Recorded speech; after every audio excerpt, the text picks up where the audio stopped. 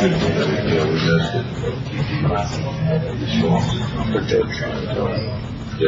when it came in, I was in a bit of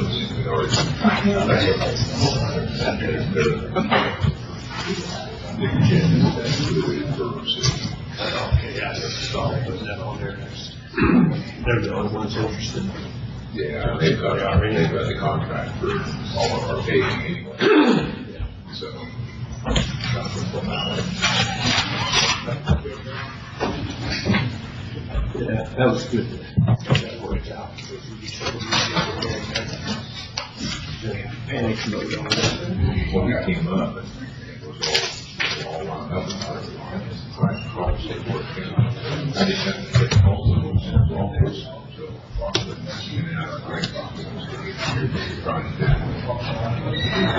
that's the reason why. Some places said we could do that. Yeah, I see when you got the quotes, you just get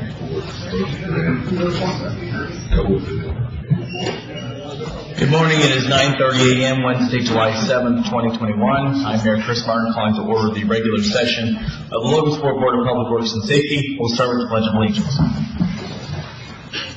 I pledge allegiance to the flag of the United States of America and to the republic for which it stands, one nation, under God, indivisible, with liberty and justice for all. Roll call. Mr. Terry? Here. Chris Martin? Here. Here. Start with the approval of minutes for the June 30th, 2021 meeting. I'll make a motion to approve the minutes. Second. Any further discussion? Call for question. Chris Martin? Yes. Jake Balsall? Yes. Mr. Terry? Yes. Moving on to the approval of claims for $311,241.15. This includes claims of $204,211.12. Police pension payroll, $41,930.14. Fire pension payroll, $64,099.89. And fire pension secretary, $1,000. I'll make a motion to approve the claims as presented. I'll second. Any further discussion? Call for question. Jake Balsall? Yes. Mr. Terry? Yes. Chris Martin? Yes. Any public comment? Anyone in the audience who'd like to come forward and make a comment? Please come to the mic. State your name and address for us. Jan? Our first administrator, Janet Polly. Morning, Jan. I just wanted to publicly thank the police department, the fire department, your office, the street department for helping us get through July 4th this year. It was a great day, and we're really grateful for all the help we got. So It was very good. Thank you. Thank you. Thanks, Jan. Anyone else who has a public comment, please come to the mic. State your name and address for us. Seeing none, on to new business, contracts and agreements, the Appraisal Shop Incorporated engagement letter. Aaron Shaver. Good morning. So this is regarding the property that we're looking at purchasing from Bill Thompson with Mike Anderson down for the urban park. We want to appraise. Sorry, this is not. We've already done that one. This is the next one. This is for Lexington Village. We're trying to work out how much the cost of that land is to be able to move forward with possibly using that as an incentive for the housing development. We just got done with the other appraisal, so too many appraisals this year. Wow. It's a good sign. Yeah. All right. I'll make a motion to approve the Appraisal Shop Incorporated engagement letter. I'll second. Any further discussion? Call for question. Mr. Terry? Yes. Jake Balsall? Yes. Chris Martin? Yes. Thank you, Aaron. I'd like to make a motion to add to the agenda the Community Crossings bid opening for George Street. I'll second that motion. Any further discussion? Call for question.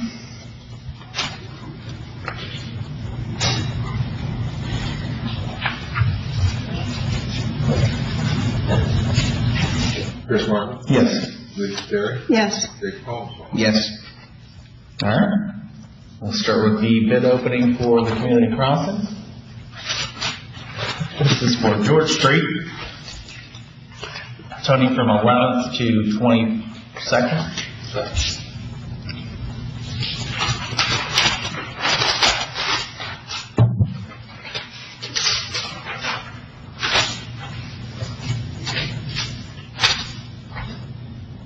Central Paving has submitted their bid. Appears they have a proposal. It's, appears to be $230,665.18.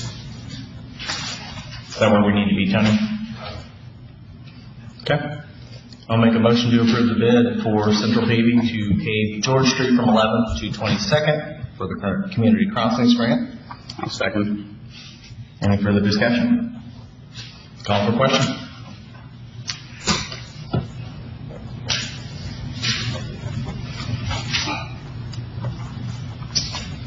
Lisa Terry, Yes. Dick Paul. Yes. Chris Martin. Yes. All right, Street Department, application for curb street cut. Good morning. All right, Tony. It's for Chris Lincoln, 1131 Erie Avenue, between Erie Avenue and Woodlawn Avenue, behind 1131 Erie Avenue Park. Yeah, I believe they started on this yesterday. Again, you know, it's a sewer problem. I'm not going to make them wait for a Board of Works meeting to have them fix that. I did talk to the contractor. It's a new one on me, this guy. So I've made it real clear to him that I will check the cut numerous times, and if it starts sinking, he's still going to be responsible for fixing it. And so hopefully he'll do a good job. Try to give him a chance and see. Okay. I'll make a motion to approve the application for curb street cut for Chris Lincoln, 1131 Erie Avenue. I'll second. Any further discussion? Call for question. Dick Paul. Yes. Chris Martin. Yes. Lisa Terry. Yes. And the Skillman Corporation, the connection will be at the north end of Woodbridge Street in the cul-de-sac. Yeah, this is for the new school. No. Oh, that's right, Skillman. Yeah, that's the one doing it. Okay. I'll make a motion to approve the Skillman Corporation's connection at the north end of Woodbridge Street in the cul-de-sac application for curb street cut. I'll second. Any further discussion? Call for question. Chris Martin. Yes. Lisa Terry, Yes. Dick Paul. Yes. Thank you, John. Thanks, Tony. Thank you. We're moving on. Building Commissioner demolition hearing 533 Reynolds or 318 Gate Street. Is there anyone here to represent 318 Gate Street? Like the records show, no one is here to represent 318 Gates. Go ahead. It's been condemned since August 19th, 2020. They've not done any response. They've not signed a certified letter on this behalf of this meeting. I would like to move forward to taking bids. If they want to finish it and cite it like they said they were going to by the end of those days, that's fine. But I think it needs to be moved forward. Yeah, and this was the one that was shut down. The kids were in there, no electric. We have them showing up. Yeah, Wayne had actually condemned this. Yeah, So that'll tell you how long it's I been. remember. So, all right. I'll make a motion to approve the demolition hearing for 318 Gate Street. I'll second. Any further discussion? Call for question.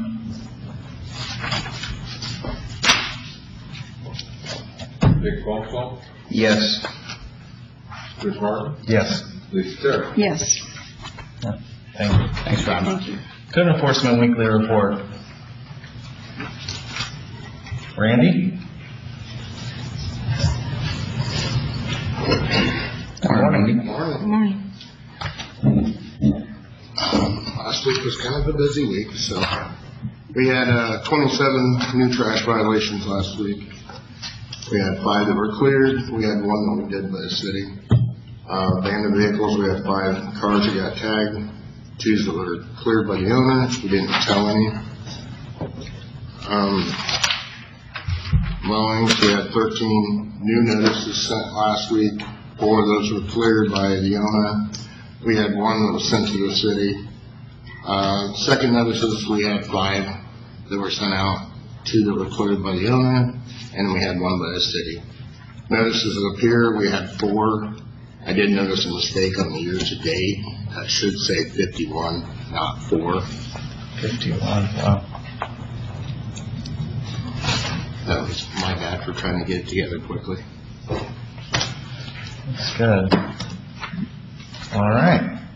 I'll make a motion to approve the weekly report for the code enforcement. I'll second. Any further discussion? Call for question. Chris Martin, Yes. Lisa Terry, Yes. Dick Tomson. Yes. All right, request for property cleanups, 2110 Auto Street. Is there anyone here to represent 2110 Auto Street? Seeing none, go ahead. The initial inspection found the improper trash and debris on property. There's a trailer that is loaded with stuff, and there's scattered stuff everywhere. The initial letter was sent on the 4th. We took pictures on the 4th, rechecked it again. In the 10 days, we checked it again on the 28th. Those are the most recent ones. They've done minor cleanup, but it's still there. We sent a certified letter out to them. The owners of the property are actually in Carlsbad, California. I do believe they're doing this as contract. I have been in contact with them. They're supposed to have it taken care of. I've talked to the occupants themselves. They were going to take care of it. I went and checked this morning. It's still sitting in the same condition. Okay. There you go. I'll make a motion for the approval of the property cleanup at 2110 Auto Street. I'll second. Any further discussion? Call for question. Dick Tomson, Yes. Lisa Terry, Yes. Chris Martin. Yes. All right, property cleanup for 719 East Market Street. Is there anyone here to represent 719 East Market Street? Come to the mic, state your name and address for us. Dave Nelderkit, I'm with Blue Light Inc. I'm Managing Director of the Legal Department. You said Dave Nethercutt? Right. All right, go ahead, Randy. The initial inspection, we found improper trash and debris scattered on the property. The dumpster was overflowing. There was multiple mattresses on the property and stacked on a vehicle. There were some abandoned vehicles on the property. They were improperly tagged, flat tires. The initial reason we got called was a complaint that there was a mattress on the front, out on the front porch facing Market Street. That's what started the whole initial inspection.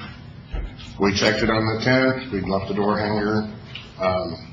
We actually had taken pictures then. We took pictures on the 17th, and it had not had massive improvement. They were working on it, but it was not completed.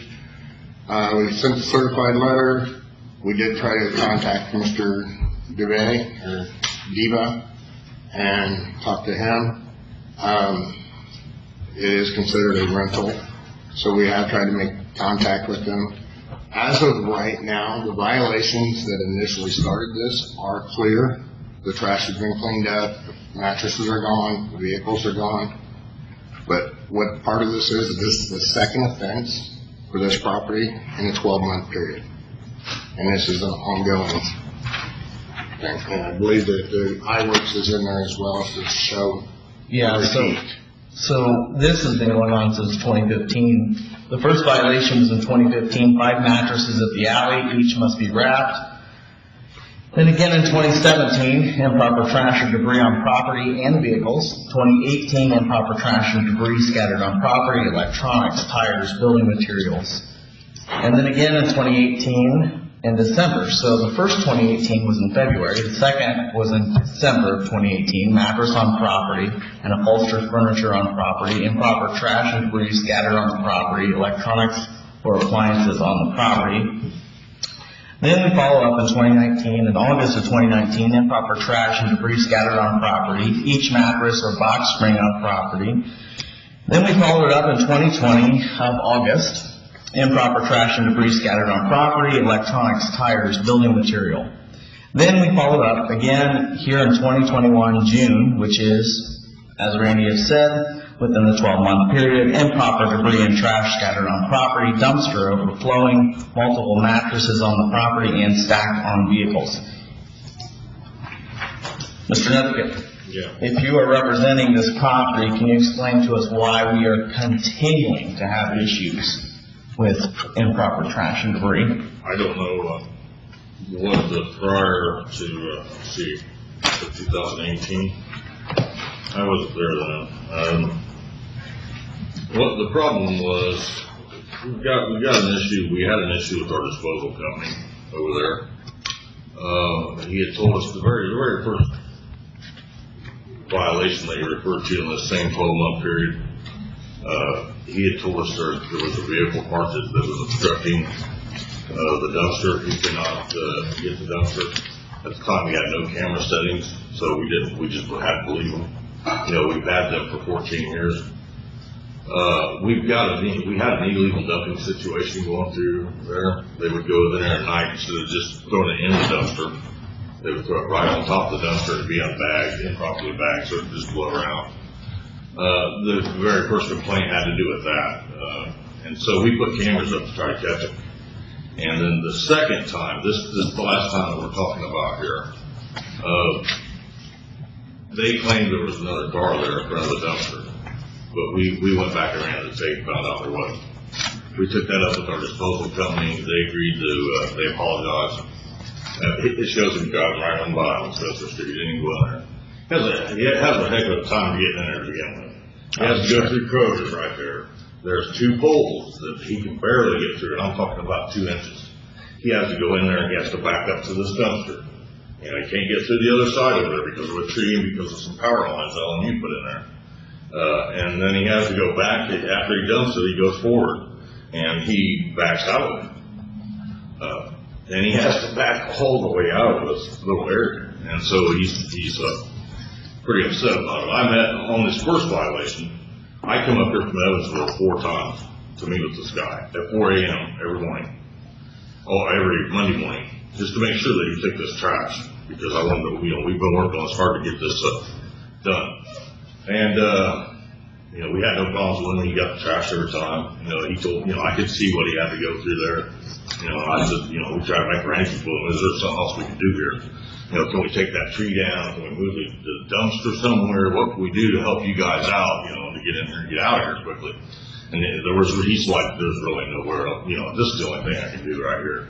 So I don't know why he just drove by, but, I guess he probably didn't want to back, he just kind of didn't feel like messing with us that day. So in any event, we've got, I'm not on site, I'm in Evansville. And, previous to 2021, that's basically not under our ownership. That was under a by Diva individually. Now we own it. We're doing it's a little carried away, I think. The mattress that was out in the front was by an employee. We're actually doing a $100,000 renovation to the property right now. And the mattress was taken out to the front by an employee instead of the back. The mattresses that were on the flatbed in the back is because we're replacing all the beds in the place. Jamie knows that. She was there when we were doing it. She actually was happy about that whole situation. And I would also mention that the first violation was during a lockdown. The governor ordered a lockdown there on a pandemic. We were not able to run maintenance. We're not an essential business, so we had to close. But we took care of the situation. We've always taken care of these situations. There's 2 situations now What we've done with the disposal company is like, we're gonna have to move on to somebody else. We're gonna have Valley come over here, you know, we're not gonna mess with this no more. You either take our trash or you're not, you know, and we're paying for it. So, and, you know, you're getting us in a lot of trouble here. So finally, the manager of Waste Management agreed with me and said, well, I'll tell you what, we'll just double your dumpster size at the same price, you know, to make up for him just driving by and not taking your trash. So they put a 8-yard in instead of a 4. Now, it doesn't make any difference if somebody rolls through there and wants to throw their trash in our dumpster, or he doesn't get it, or whatever. It's enough space to cover 2 or 3 weeks. I recently took over management of that property, and the reason being is because I'm now a chief operating officer, which puts it under my purview. And since then, that's when we started the renovation project. You know, but like the debris that they're referring to is actually construction materials. You know, we're in there working, and so yeah, we're going to lay wood out in the yard, this sort of thing. The mattresses were taken out, and some of the furniture was taken out because, well, we're replacing it. You know, we're just doing one room at a time. You know, and the mattress, you know, good help's hard to find. I don't know why they took it out front instead of back. You know, I have no clue. I wasn't there, but. The property looks great. We tested it. You know, we got a lot. The whole trash situation is now gone. With that big dumpster in there, you know, if we couldn't fill that thing, if they didn't come pick it up for 3 weeks, we wouldn't be able to fill that thing up. It's big, it's huge. We've got cameras up to watch for these illegal dumpers, and when we caught them, we reported that to the police. There was 2 or 3 different people doing it, and. That's pretty much it. I mean, I would say, you know, our 7 days, we got the letter, the certified letter that he's referring to, and then we took the 7 days from that day. The day that we received notice, which is what the ordinance says. We didn't get the ticket, the violation ticket, or the door hanging thing or whatever. A housekeeper found out a few days later near a door, under a heater, and brought it to the office, and then they faxed that down to me. The only thing I know is we got the letter, and then we had that done in 6 days from the day of the letter. So, you know, other than that.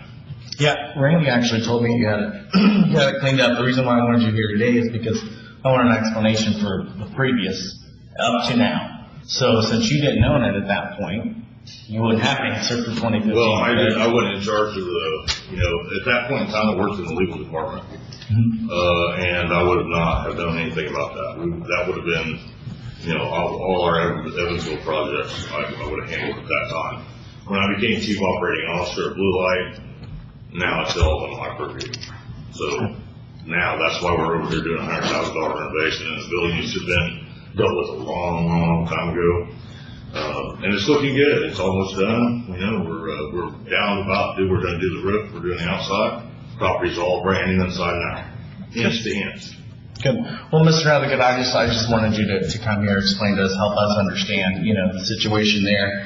I think the main thing that we have to understand is we're landlords. We're not the tenants. Sure. We can't put a guard out by a dumpster and say, you know, only allow a tenant to throw so much trash in a dumpster. We can't do that. And we don't send crews around to make sure they update their plates. You know, and even if we did, we don't have any power to remove anybody's property under Indiana Code 31 anyway. So, you know, all we can do is react to these situations, and I think we've done that very timely. What tenants do, it's not what we're doing, it's what they're doing. And so I think it becomes a question of liability, actually. You know, if we don't know what's going on, our crystal ball's broke, I mean, what are we going to do here, you know? All we can do is somebody calls and says, hey man, they did take that trash over there. Then we call the disposal company and get on and, you know. But I think as I'm sitting here right now, this problem will never come. You know, I mean, the part of the property is all brand new, there's new residents in, and things are changing, so. I just have a couple questions. So you're saying that it's non-resident dumping that's adding to the overflow because your dumpster is a prime location for people to throw their trash. Yeah. Jan, are your dumpsters overflowed in the parks? I took it out. Because of that? Yes. Just asking. I mean, I'm just asking. But now it doesn't matter. I mean, they can throw all they want in there now, and it's not going to go. When did you get the new dumpster? Right as soon as this happened, I mean, right before, you know, we were on the day actually that I assume they did the door hanging thing or whatever. I don't know what day that was. I imagine it's the 10th. On the 10th? So it was actually on the 10th we were up there with the videotape to them, and that's when they come on the 11th and change that out. So now it's a big enough dumpster, almost for half that building in. So, you know, so we don't have to worry about that no more. But, you know, it's like we told them, you know, you guys are wrong here. So you're gonna make this right, and I don't wanna deal with this no more. If I come up here for one more time for this, you know, I already go for 4 weeks, you know, and met with this trash guy. I mean, and it was quite a ways away. It's a 10-hour drive. So I said, we're gonna deal with this. Well, how are we gonna deal with this? We're gonna deal with it, and it's gonna be over with right now. And he said, well, let's just double the dumpster size. I said, there you go. Same price? He goes, yep, same price, I guess. There you go, And the employees know that when the mattresses go out, they have to be wrapped and where they go and all that. I mean, that's all that is water over the dam. Yeah, there's one out there now that's wrapped, and it has a sticker on it. You know, we're not sending them out through the city. We're actually doing our own disposal. So they're going out on a flatbed, and then they're plastic, and then they take them to the dump. And that happens weekly, monthly? How often does It's that? just during this renovation. And this just happens. I just go to many funerals at Krager. I attend meetings at the community foundation next door. Just an observation over the years, whether it's prior to you or whatever. It's always an eyesore. It's just, you can't not see it. Wherever you go, wherever you park, whatever street you come down. And I bless you for wanting to make that better and to enhance it. But if the residents, staff, ever-changing residents, ever-changing staff don't keep up on the rules of engagement, we're just going to have more of that. Well, yeah, and Just I my think that's opinion. the key. You know, whether you were here for the other ones or not, this has been a problem for, you know, going on 6 years at least, and with the records that we have. Yeah. So, you know, I can respect that you're in Evansville, it's a long drive, you can't control everything, but you do on the property.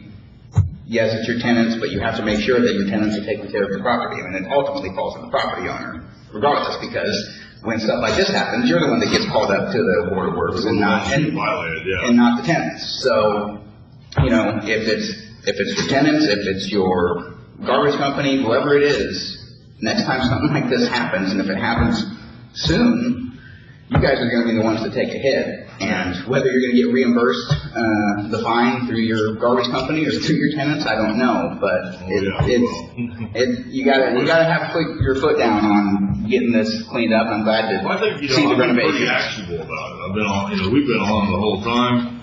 I can't say what prior management did. I can say that we just don't know what's going on all the time. We can't be out there 24 hours a day or every minute of the day to see what these tenants are doing. And we ain't dealing quite with the smartest, bunch of people in the world. So, they'll just take a back south. If they take a back south there at midnight, throw it on top of that dumpster, we don't know that. We won't know that till management don't know that till 8 o'clock the next morning. If they don't take the trash, we don't know it till 8 o'clock the next morning. You know what I'm saying? That's 4 or 5 hour movement. And there's nothing like that in their lease agreement that would restrict them from doing that. No, we're a hotel. We're actually not even under. You're a hotel. Yeah. What's your normal trash day? I'm sorry? When does your trash get picked up? What day? Monday morning, 4 a.m. And what's the capacity right now of your tenants? How many? We have 20 rooms. They have 20 rooms at that facility. 200 rooms? 20. 20. Yeah. Exactly.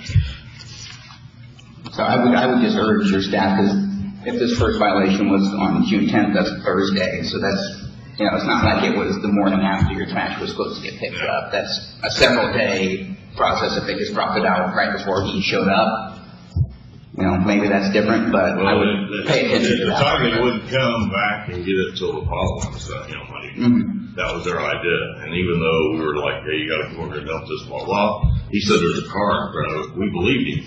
So what we did was we put extra trash. I ordered extra trash cans put in to do the overflow, and then I also put a sign up there that says, you'll be towed away from park in front of us. We actually believe the guy, because I've known him for some time. I mean, and until I ran the take back on that Thursday.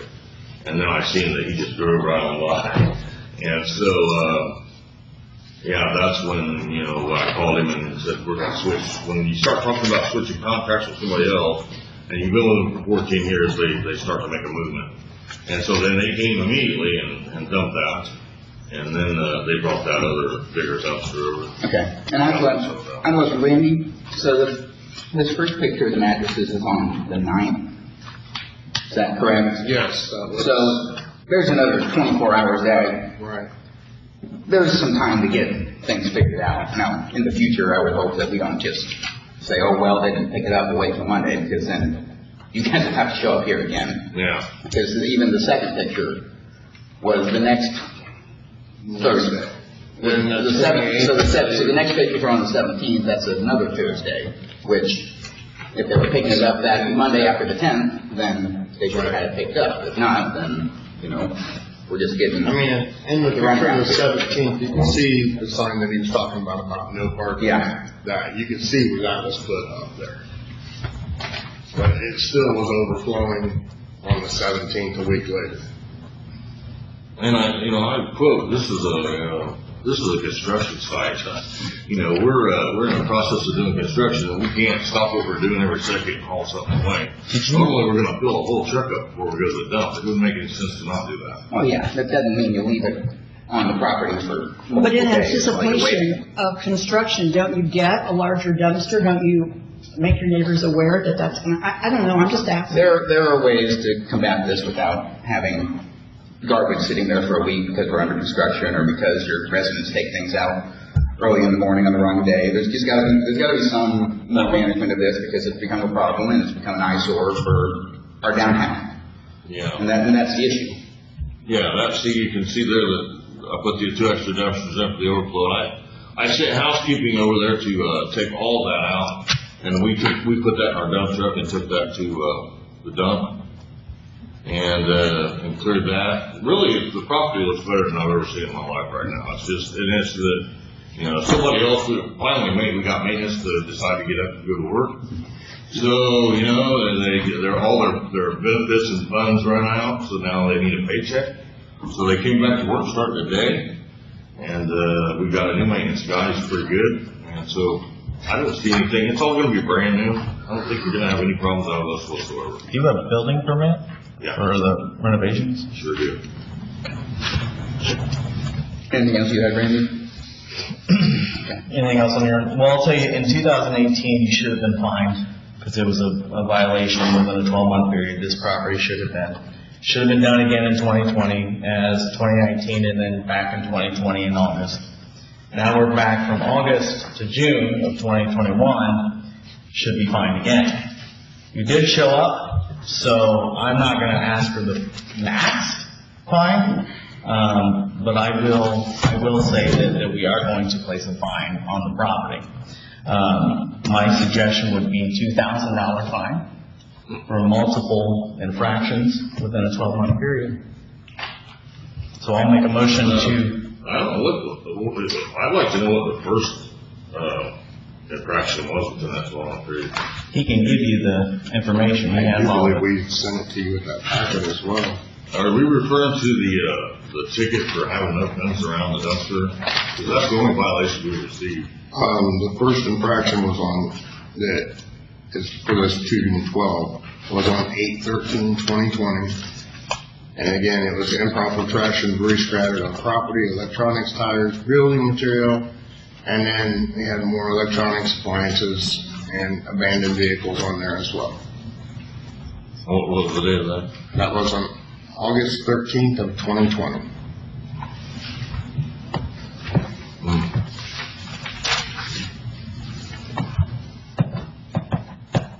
I don't have a copy of that violation.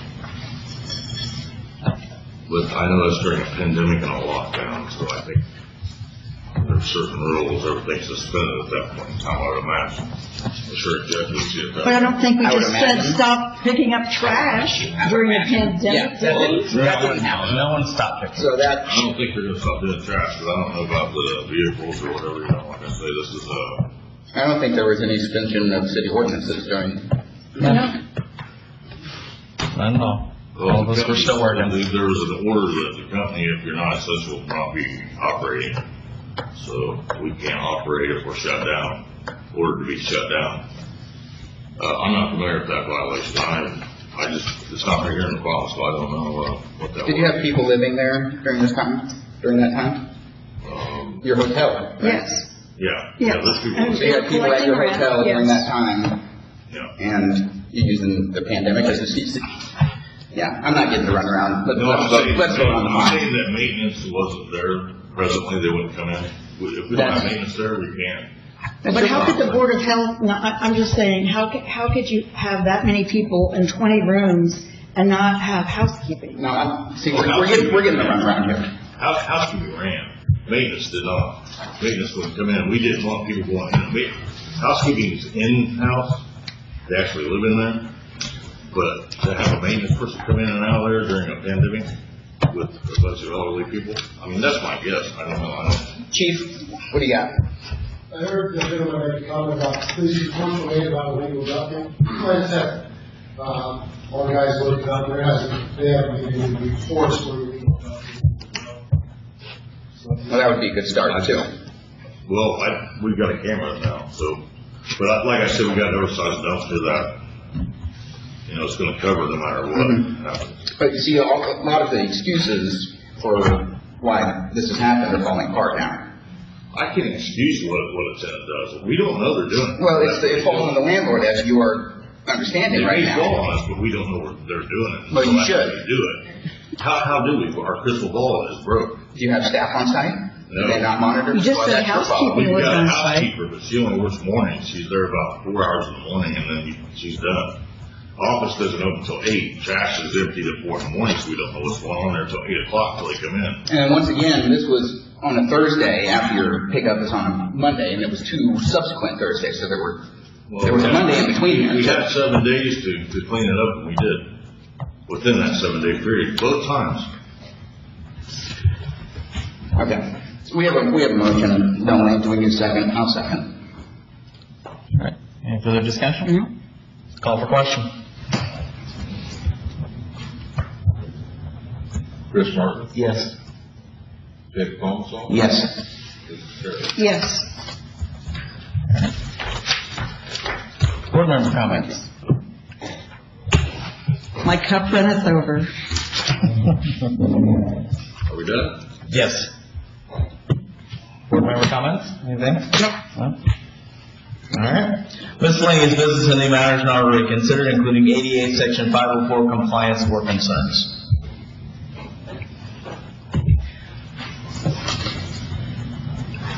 We were waiting for you at the beginning. Come on. Paul Wilhelm, Logansport Landmarks Communication Director. I'm here today in my capacity as Historic Preservation Consultant for Greg Drake, who recently purchased the property at 815 South 15th Street from the city. Basically, there's a shortcoming in municipal ordinances that's causing problems for adjacent property owners. Hasn't been addressed. We have ordinances that were probably written 40 years ago, and we're just not current with where other cities are. Specifically regarding improvement location permits, the issuance of sign permits, or fence permits for properties. Mr. Drake purchased the property at 815, which is part of a subdivided section, 4 lots on Wright Street and 15th Street. We notified the city building inspector immediately after we noticed posts being constructed on the site via email, and I believe I CC'd some of you as well as the city council on that. Didn't receive a response for 7 days. And his response was essentially that if the fence posts were illegally placed, it was up to the property owner to hire a survey and expend money, and then he would look at the issue. Well, that's not what the ordinance says. The ordinance is very specific about the duties and responsibilities of the city building commissioner. And in that ordinance, under section G, it says, number 1, fences shall be reviewed and approved by the TRC in order to make sure the public health, safety, comfort, morals, convenience, and general welfare of the community is upheld. The fact that it says shall is important. That's a legal imperative. That's a directive. It's his job to ensure that that fence is placed properly. It's not the condition of the other property owners to do so. The other issue is on section 3, that fences must be located entirely upon the lot which they serve, although it may be located immediately adjacent to the lot lines. These 4 lots are in the city plat book. They're all measured, drawn. They're 56 feet 8 inches wide. Now, this, we all have one. Tape measure. I've got dozens of them because I'm always losing, so I have to put them somewhere. It's not a perfect instrument, but it's a valid instrument for determining size. If we agree that the legal size of the lots are 56 feet 8 feet by 160, it's a very simple matter to stand on the sidewalk. You will get screamed at and verbally harassed while you do it. Have one person hold one end, have the other person hold the other end, and take a measurement. If you do so, you will find that this fence in the front is not 56'8", it's not 57, it's not 58, it's actually over 59 feet wide. Now, I believe that the property line is over our property at the back, 31 inches, at the front, 29 inches. Mr. Diefenbach, who owns the property on the corner, the front fence clearly goes past his fence, which he had legally installed last year. In fact, his fence sits in 4 inches on the property line. I don't understand how we would issue a permit when there's a already established fence in a location where it's obvious that the new fence would be past the property line. But the issue that we have is that it's not a question of the ordinance, and I agree the ordinance needs some work. In most cities I've worked in, if you want a fence, the condition is you have a survey, you present the survey, city inspector checks the survey against where you're proposing to put things, it's a go. Here, we're taking basically people's word they're putting the fence where they're supposed to be. And no city government can function that way in this day and age. And I've talked with Dave Morris and some of the council people, and they agree that we need to have this ordinance tweaked.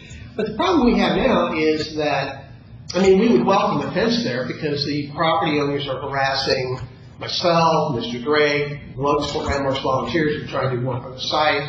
They threaten violence. But the building inspector's plan is for Mr. Drake to spend $475 to hire a surveyor, then hire a contractor to remove the fence, and probably have to pay for an off-duty police officer to be on site since they've already threatened everybody in Brooklyn.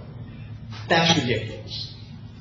And what I'm asking this board to do, this commission, the Board of Public Works to do, is merely direct the city building inspector to enforce the code of the city of Logansport as it is written, to verify the location of the fence as called for in section 1 of the ordinance, and under section 3, if that fence exceeds the limitations of the dimensions in the city plat, to issue a stop work order and require that the property owner come in compliance in some way and be able to demonstrate that the property is in fact compliant.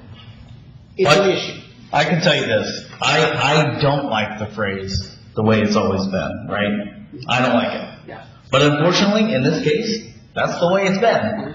Yes, the ordinance needs tweaked. You've got the council on that. Great job. But I'm going to tell you right now, we are not spending money for a survey on one property when we have tons of properties in the city of Logansport. So, get council to change the ordinance, and that's about as far as you can go, unless council wants to spend the money to get the survey on the property. We're not even asking for you to authorize a survey. We're asking you to direct the city building inspector to merely do the act of inspection, measure the fence, to make sure it complies with section 3 of the ordinance, which says at most the fence could be 56 feet 8 inches wide. What is the ordinance number you're referring to? It's under the fence standards. It's page 74, section G. What? It's my ordinance. Oh, it's actually Aaron's. Aaron's ordinance. And so the fence needs to be a certain height? Is that what is that what you're referring to? It's not height, it's actually the Location on it. The location. Section 3 of the ordinance basically says fences must be located entirely upon the lot for which it serves, though it may be located immediately adjacent to the lot line. So if it fits within the confines of the lot petitioner, seeking the permit, it could not exceed 56 feet 8 inches. You don't need a survey to show that the fence exceeds the width of the lot. Once you have that, they're not in compliance with the ordinance. It's a simple matter to say to the property owner, you're not in compliance. We're issuing a stop work order on the permit. When you can come into compliance, we'll reissue the permit. It's simple. Did you take it from a survey pin? There are no survey pins there. So that's what's hard, is because there's not a survey pin, we don't know exactly where to take that tape measure from. Well, we can physically measure the fence itself and see if it exceeds the width of the property line. Correct? Well, if you don't know the property line, then how do you know that? Well, but we know that the property line is 56 feet 8 inches, and if the fence is 59 feet, we know, regardless of which side, that the fence exceeds the allowance under Section 3 of the ordinance. So, when faced with someone who's violated the ordinance, what do? You issue a stop work order, and you ask them to come into compliance and be able to demonstrate proper placement. Every time we've had this in the past, it becomes a civil suit. It's a property owner against a property owner. We do not require any surveys to be done to place those on the property. Now, if we want to change that, that's fine. We can make those changes. But right now, because one property owner is telling us this and the other property owner is telling us that, our discussion has always been that needs to be determined where the line is, and then we'll make our justification on that. I'm not saying it's not on your property. What I'm saying is we need to find out where that pin is, or to do a survey to know exactly where that property line is. And the complexity of this particular issue is the permit was issued prior to the sale of the property, while the lot was still in control of the city. The city basically closed on the property on the 16th. Permit was issued prior, so this activity created an encumbrance against the lot that didn't previously exist.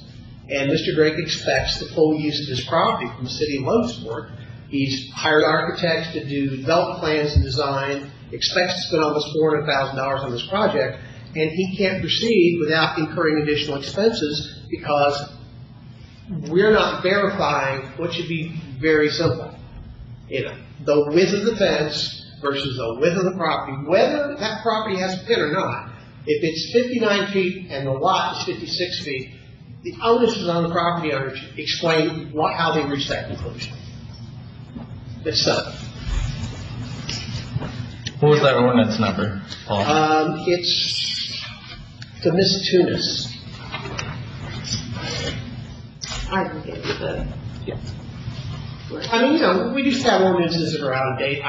When we had the historic preservation ordinance, we raised the issue. Credit when credit's due. Aaron spent a great deal of time getting that ordinance straightened out, and I don't know how many meetings, and talking to landmarks and figuring out what we needed to do. Some of our ordinances are very specific, and they're not as directive as they should be. If we're going to go forward, we've got to get these ordinances corrected, as much as everybody hates to do the hard work to do it. But at this point, it's causing problems for adjacent property owners. No, it's really not fair to them. So you want me to direct the building commissioner to do what? Take a current measurement of the fence as standing to see if it complies with Section 3 of the ordinance, that the property is within the boundaries of a 56-foot, 8-inch length. And if it's not, if it is, fine, there's no problem. If it isn't, then it's up to that property owner to explain what mathematical system they use to get a 59-foot fence on a 56-foot lot. And you went from the sidewalk to the property. Did you also do calculations from the other sidewalk to that property? Yes, it did. Okay, you did both. Yeah. I mean, we're all reasonably sure where the property lines are. We could be an inch off here, an inch off there.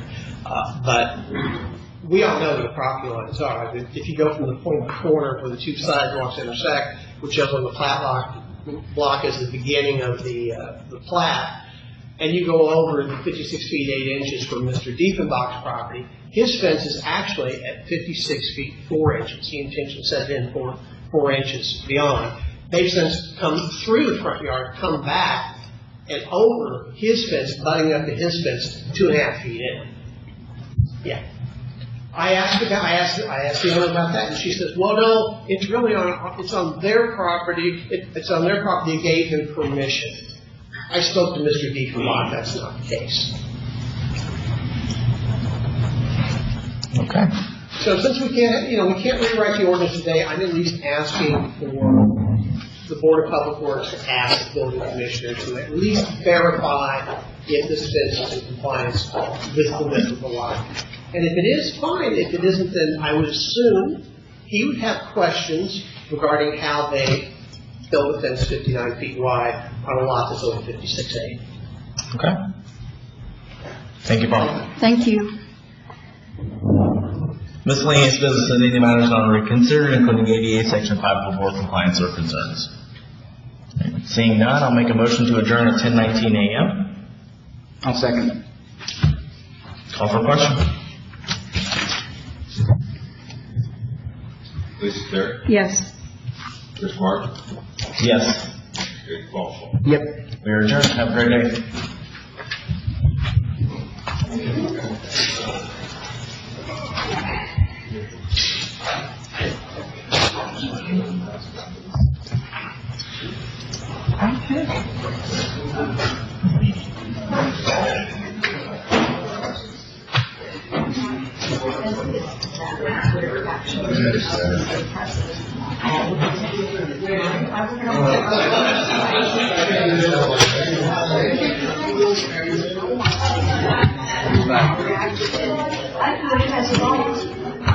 If we do, then how many fences do we get? How many fence permits do we get? Exactly.